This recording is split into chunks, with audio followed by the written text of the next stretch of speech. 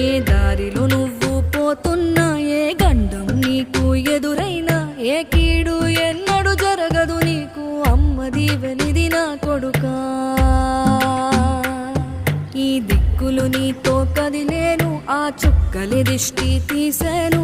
ఏ గాలి ధూళి సోకదు నిన్ను, అమ్మ దీవెనిది నా